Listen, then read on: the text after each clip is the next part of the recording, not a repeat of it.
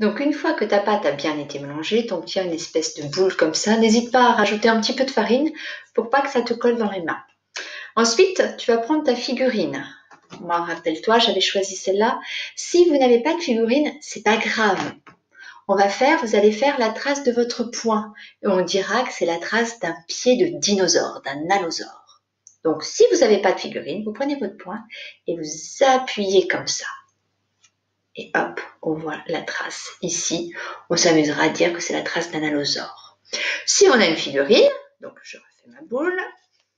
Je fais ma boule suffisamment grande pour que ça soit de la taille de la figurine. Moi, j'ai choisi une grosse figurine, donc il faut que je l'étale encore un petit peu plus.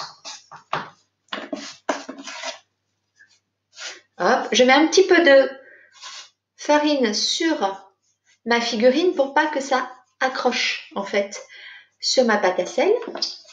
Et je vais prendre ma pâte à sel et appuyer ma figurine de manière à faire comme une empreinte. Voilà. Ensuite, délicatement, j'enlève ma figurine. J'obtiens donc mon empreinte et je vais demander à papa et maman d'allumer le four et mettre à cuire assez longtemps ma pâte à sel.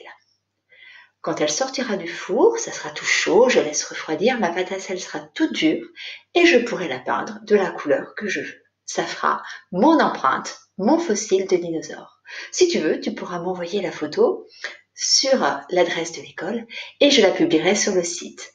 Voilà, bonne réalisation à toi, bon bricolage et à bientôt!